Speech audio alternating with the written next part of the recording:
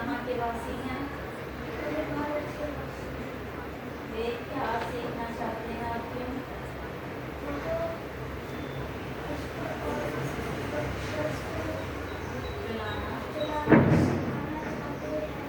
ताकि वे देश की कभी गांव में रहकर क्या करना चाहते हैं?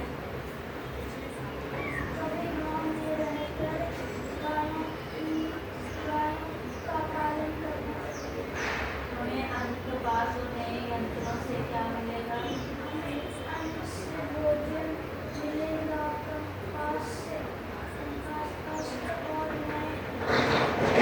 भी हैं और सांस्कृतिक कार्यक्रम भी हैं और इसके अलावा उस युग को यहाँ पर दोबारा रिक्रिएट करने की कोशिश की गई है, त्रेता युग को।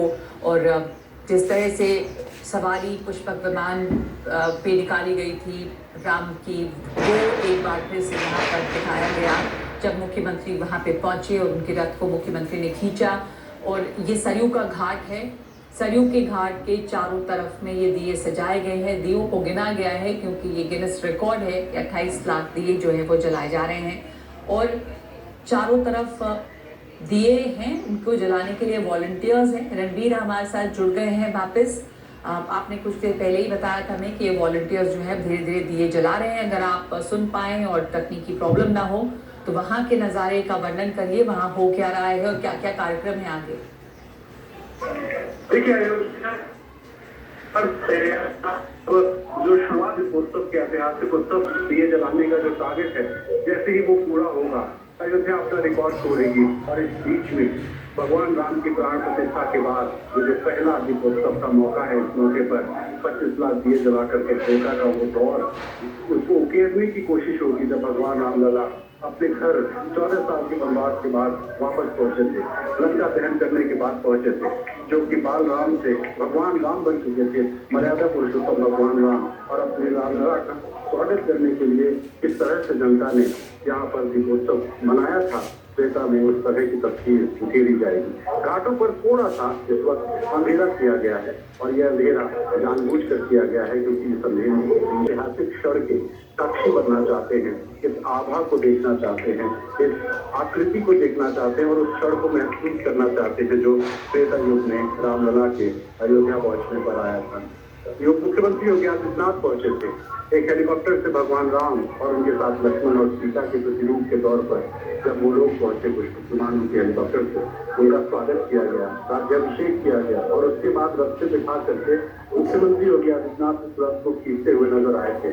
उसके बाद से पूजा पाठ हुई और पूजा पाठ के बाद सरयू की आरती में 1100 पुरोहित और साथ एक साथ जब आरती करेंगे और वहाँ आरती के बाद तो पहला दिया मुख्यमंत्री जलाएंगे। फिर दीपोत्सव का जो आयोजन है औपचारिक तौर से शुरू होगा और Guinness book of world record के जो प्रतिनिधि यहाँ घाटों पर मौजूद है वो प्रतिनिधि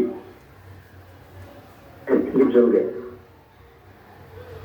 बन गया। और अगर 22,23,000 से ज्यादा दिए जल गए तो वर्ल्ड रिकॉर्ड बन जाए।